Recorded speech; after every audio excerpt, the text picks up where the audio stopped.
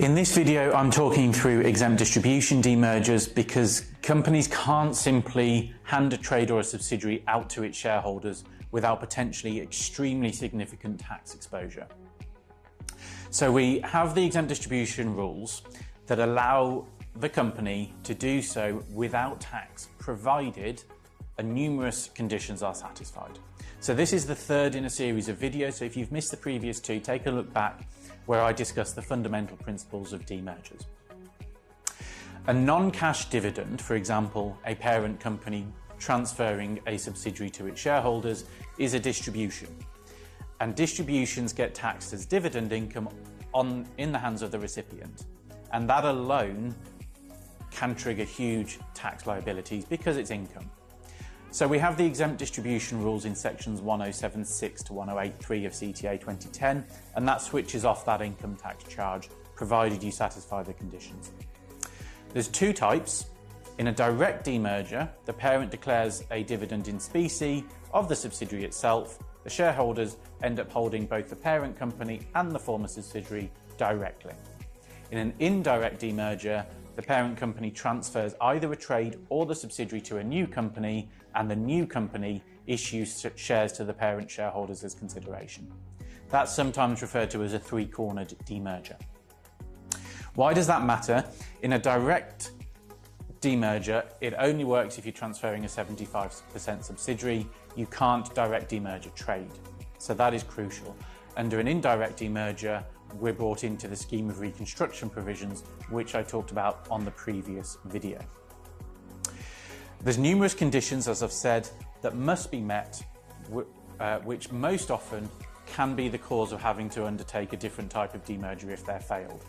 If any of these conditions are failed, we'd be looking at either the liquidation or the capital reduction demerger routes. So conditions A to D apply to every type of exempt distribution demerger. We have residence in a member state. Yes, still member state even post-Brexit. Both companies must be trading before and after the demerger. The trade benefit test in condition C, and no avoidance and no chargeable payment tests in condition D.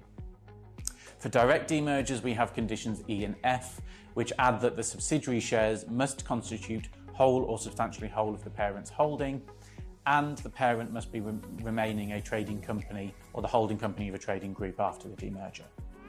For indirect demergers, you have conditions G to K instead. The one that we really need to watch out for, condition I, restricts what the transferee can do afterwards, and condition K means the distributing company still has to be a trading company or holding company of a trading group after the demerger. So the key points that we need to watch out for in exempt distribution demergers: it only works if you're separating trades. If you're dividing an investment activity or splitting a trade from an investment activity, you can't do this route at all. You must have distributable reserves because we're still talking about a distribution, which in company law terms means we need reserves that at least cover the book value of what's being distributed. An onward sale or closure of either of the trades is not or will cause the conditions to be failed as well. So if you're grooming a company for sale, again, we'd be looking at a different type of demerger. Even further investment after the demerger can cause a change of control, and because of that, it could invalidate the exemption. So there's lots to consider in terms of ensuring the statutory conditions are satisfied, but there is a HMRC clearance route available ahead of the transaction. So that is almost always essential as part of the work we do as tax advisors to get that clearance.